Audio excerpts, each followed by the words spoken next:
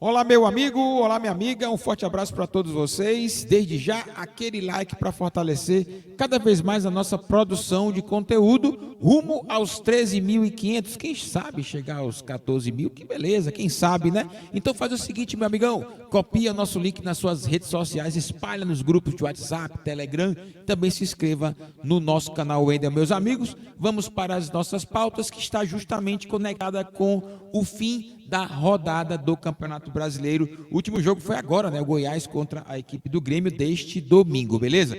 Tá aí na tela, meu amigo de fé, meu irmão, camarada. Tá aí na tela, cadê? Cadê? Tá aí, pronto, que beleza, naquele modelo aí, ó.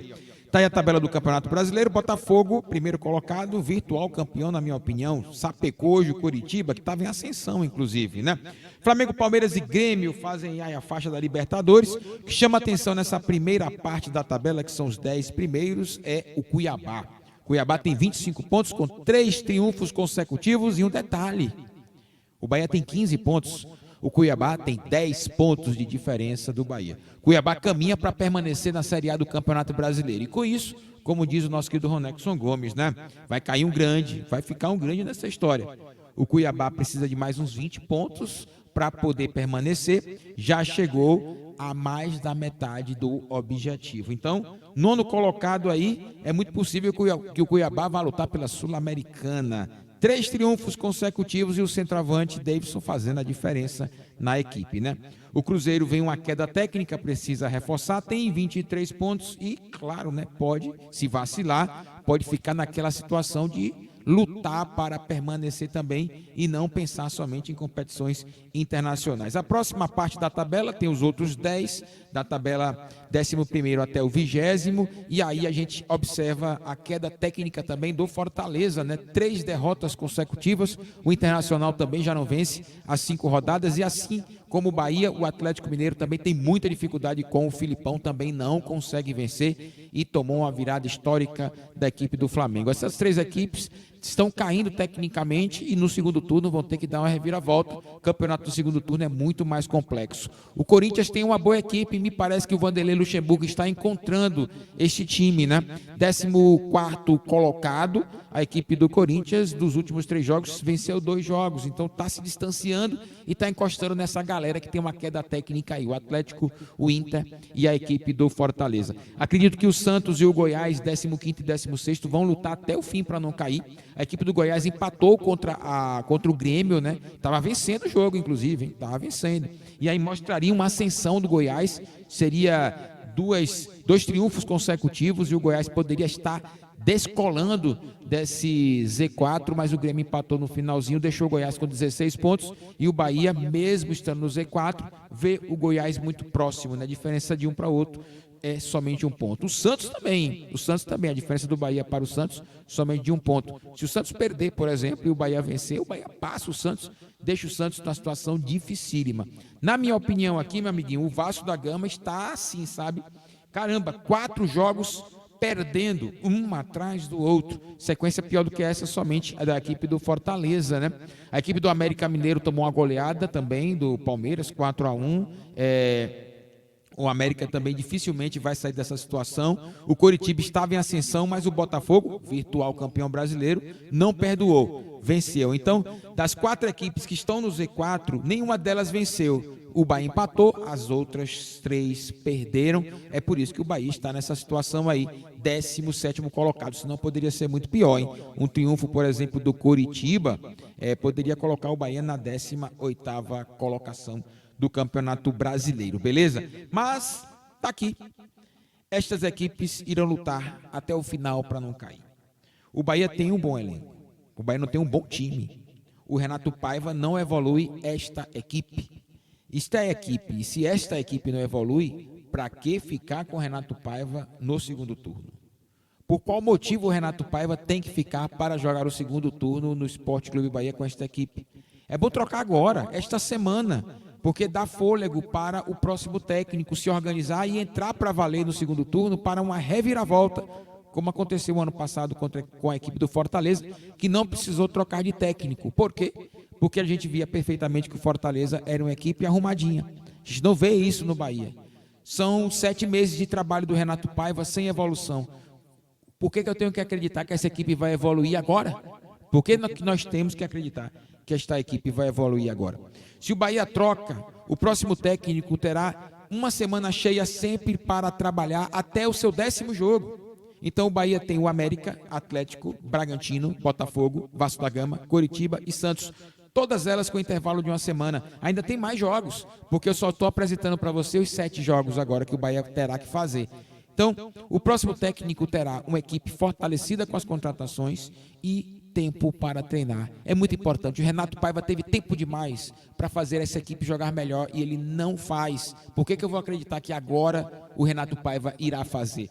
Um outro detalhe importante, além da questão do tempo e a questão também dos reforços, o Bahia, nesses 7 jogos que estão aí na tela, o Bahia já jogou contra o São Paulo, nesses 7 jogos que estão aí na tela, conta comigo, América, Vasco da Gama, Coritiba e Santos. Vasco da Gama, Coritiba e Santos é na sequência. Essas 3 equipes lutam para não cair. E o próximo jogo do Bahia domingo é contra o América, que luta também para não cair. Por que que o Renato Paiva tem que ficar mais do que nunca agora? A reviravolta tem que acontecer. Mais do que nunca, um novo modelo para justamente a comissão técnica conseguir fazer com que essa equipe jogue bola. Não tem jeito. Não entendo por que a diretoria do Bahia não toma essa ação. Já está agora passando do ponto, já está demorando demais. Fortaleceu a equipe, tem tempo para treinar, dá oportunidade para um outro técnico. Eu acredito que isso tem que acontecer imediatamente, ainda segunda-feira.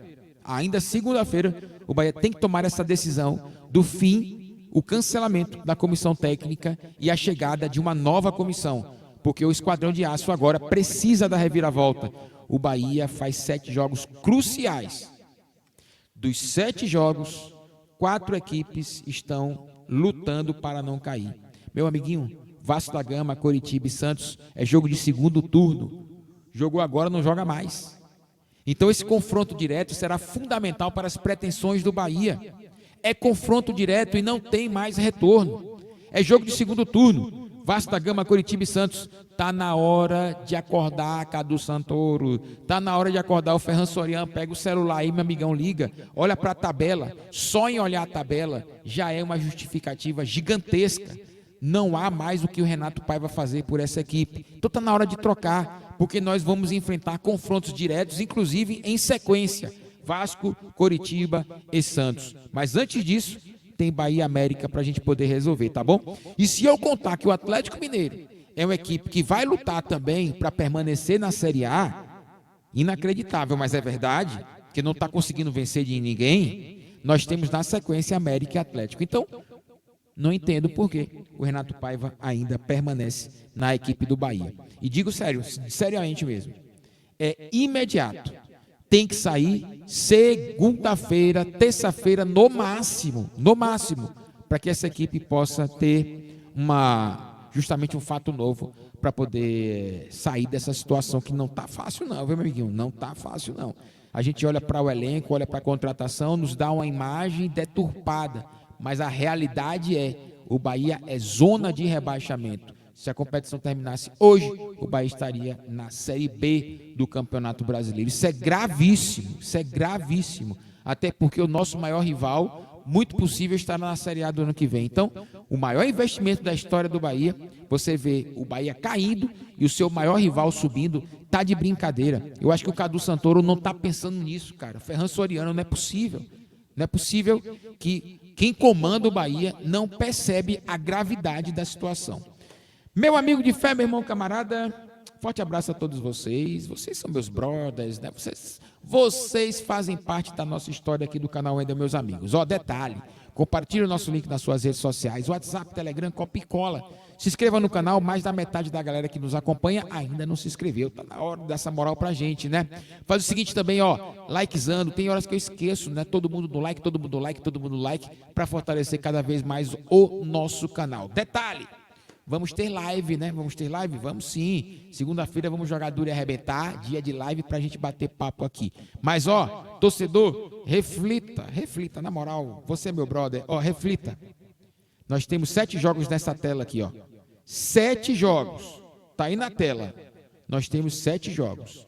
Dos 7 jogos, 4 são contra equipes que lutam para não cair. Jogo de 6 pontos.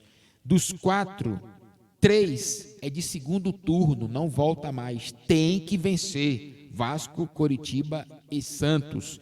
E mais um detalhezinho. O Atlético, que está muito mal, eu posso colocar também neste argumento, né? O Bahia tem que vencer o Atlético também, porque o Atlético não está bem na competição, não vence de ninguém. O Filipão não está bem. Está na hora do Bahia também vencer um jogo fora de casa e seria ideal contra o Atlético Mineiro, que é dificílimo, hein? Não é fácil não. Mas o Atlético caminha também, se não fizer uma mudança, caminha também para a batalha. E o Bahia precisa estar conectado com isso. Não pode vacilar, não pode entregar pontos nesse momento. Então, acorda, Cadu Santoro, acorda, Grupo City. Tá na hora, né, meu amigão? Forte abraço a todos vocês. Muito obrigado, meus brothers. Valeu!